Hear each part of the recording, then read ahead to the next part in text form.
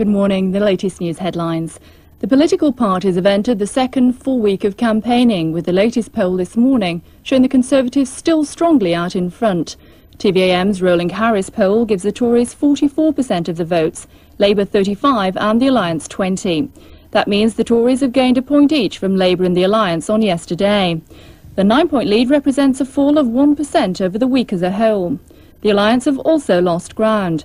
Last night their leaders held a strategy meeting but decided not to change their campaign tactics.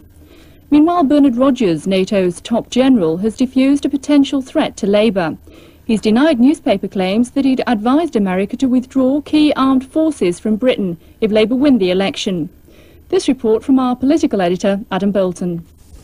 After a London Sunday, Mr Kinnock takes his roadshow to Scotland this morning, buoyed up by Labour's good start, but well aware there's a way to go to catch the Conservatives. Winning the first week is the equivalent to scoring in the first quarter of an hour, and that doesn't mean the result. What it does do, of course, is give immense confidence, and it does point us in the direction, very firmly, of victory. And with his anti-nuclear defence policy ever controversial, Mr Kinnock will be relieved that America has denied claims she'd pull forces out of Britain if he comes to power. Even so, the Tories see Mr Kinnock's foreign policy inexperience as a weakness. And with the help of Andrew Lloyd Webber's music, they're launching a video this morning promoting Mrs Thatcher as international statesman. And after a phone-in re-explanation of plans for independent state schools, the Conservatives are confident they'll keep their lead. It's going well. Now, I still believe very strongly indeed that if we get across our policies and our record, and that's my business and my colleagues' business to make sure that we do, that we will handsomely win this election. That doesn't mean it's going to be easy. No such good news for the Alliance. A poor third in today's poll. There's no bank holiday for David Owen and David Steele, off separately round Britain in search of a boost. That our campaign is actually registering more positively with the voters than the others. So we're very happy with that. And that underlines my point that we will come through strongly as we did at the last election at the end. I'm quite certain of that. But 24% behind the Conservatives and 15% behind Labour this morning. Alliance hopes could be dashed on election day unless they get back into the running this week. The Royal Navy could be asked to help American ships patrolling the oil shipping lanes in the Gulf. The American Defense Secretary, Caspar Weinberger, said Britain and other allies may be called on following last week's Exocet attack on the USS Stark, in which 37 American sailors were killed. The British, the Royal Navy has ships in the area. The French Navy has ships there. And I mentioned the contribution that Saudi Arabia has made with their own fighter planes and with the AWACS. The Americans are to allow Kuwaiti tankers to sail under the American flag.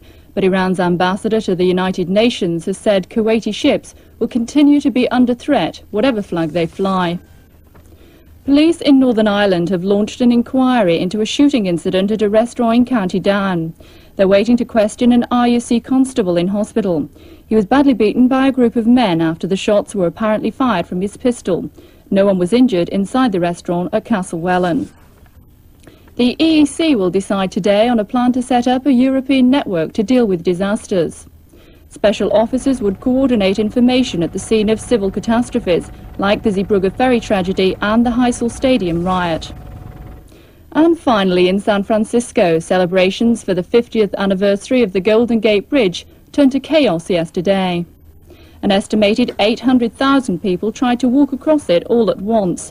Official ceremonies had to be abandoned as crowds surged onto the 2-mile structure, 45 minutes ahead of schedule. Organisers expected only a fraction of the numbers to turn out at dawn for the 2-hour bridge walk. That's it. TVAM will be back at 6:15 tomorrow morning with the latest on the political scene. Have a good bank holiday.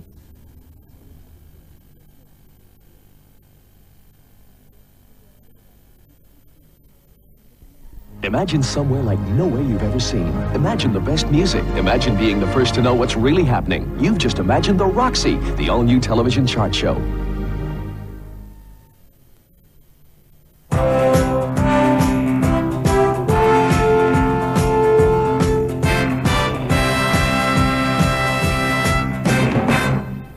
Hello. Hello there, good morning to you. We start off our Bank Holiday Monday programmes here on Television South with the musical film Camelot.